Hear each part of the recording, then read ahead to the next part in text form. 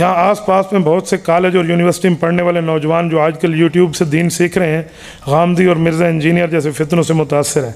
95% नौजवान मोबाइल का गलत इस्तेमाल करते हैं। ऐसे नौजवानों को जज़ाकुमुल्लाह। बहुत अच्छा सवाल है। वाकई मैं आप हज़रात को कहता हूँ कि अल्लाह के लिए अहले हक़ को सुनना सीखो, अहले बातिल को ना सीखो, और मोबाइल के ज़रिए अपने ईमान और अक़ीदों को बर्बाद भी ना करो। ये जो मोबाइल है ना, ये हमारा सेल फ़ोन भी है, और अगर गलत करें तो हेल फ़ोन भी है। तो सेल फ़ोन रखें, हेल फ़ोन न रखें। गो टू हेल नहीं कहते, जहन्नम जा, तो हेल फ़ोन बन सकता है कि हमें जहन्नम ले जाएगा।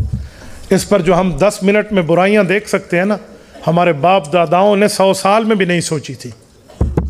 ये ऐसा आला हम जेब में रखे हुए हैं अल्लाह के लिए। अल्लाह के लिए इसने कई घर उजाड़े हैं।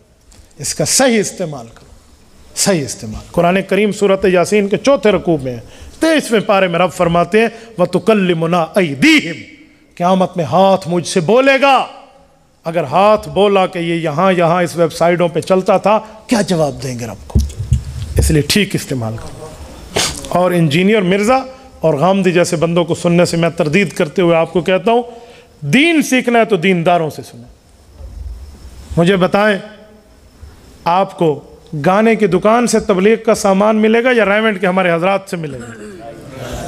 तो दीन आपको इंजीनियर से मिलेगा या उलमा से मिलेगा? इंजीनियर से आपने जाकर पूछना है कि हमारा ये फर्श लगा है, सीधा है या टेढ़ा है, थल्ली बनी है, टेढ़ी है या सीधी है, गली बनी है, सीधी है या टेढ़ी है, सड़क बनी है, कंस्ट्रक्शन हमने करनी है, हमें ये प्रोजेक्ट के बारे में कोई ऑटोकैड के साथ कोई वो बना के दिखा दे, कोई नक्शा बना के दिखा दे, कोई मैप दे दे, ये काम उसके हैं।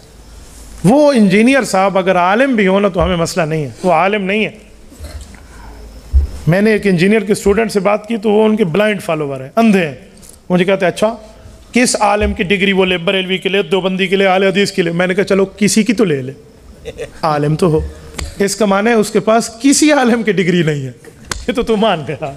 उसके पास किसी की भी नहीं है, किसी आलिम की तो ले ले। आलिम बन के बात करे तो बात बनती है।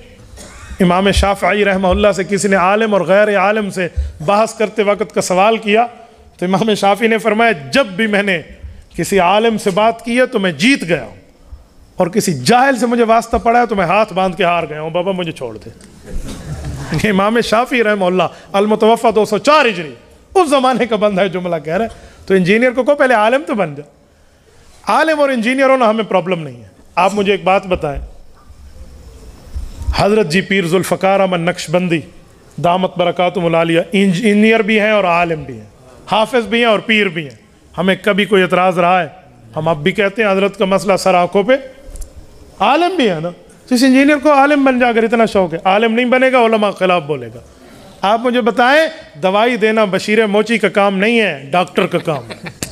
तू बैठ कर दीन के मसले समझाए, सुभान अल्लाह। और गामदी साहब, मैं हैरान हूँ, कोरोना क्राइसिस के दिनों में गामदी साहब ने कहा मैं पाकिस्तान के सदर साहब से गुजारिश करता हूँ, पूरे पाकिस्तान में एक ही नमाज होनी चाहिए।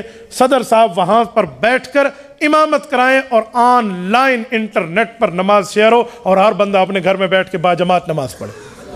मैंने कहा जी ठीक है गामदी साहब, हम आपकी ये बात मान लेते हैं, लेकिन मैं इसका थोड़ा ऑपरेट करने लगा हूँ, ऑपरेशन करता हूँ, OT में लेकर आता हूँ, ज़रा मुझे एक सवाल का जवाब दें। वहाँ पर सदर पाकिस्तान बैठ कर नमाज की इमामत करे और अगर सिग्नल स्लो हो जाए, वो होगा दूसरी रकात में, हम होंगे तीसरी में, सलाम के बाद का हुक्म क्या होगा? ज़रा मुझे समझा दें। सिग्नल थोड़े से लो हो गए, कोई जैमर लग गए, क्या करोगे? क्या करोगे? गामदी साहब ज़रा आप हमें थोड़ा बहुत कोई समझा दें, आप बड़े आदमी हैं, कोई 2-4 के पॉइंट मुझे भी समझा देंगे। इस तरह कई सवालात हैं जो इन बेचारे अक्ल से पैदल लोग हैं। तो भाइयों, इसलिए आप अहले हक़ को सुने, अहले बातिल को न सुने। ये मेरी गुफ्तगू बराह रास्त नशर होती है, आप हमारे चैनल को सुने, करेंगे ना इंशाअल्लाह।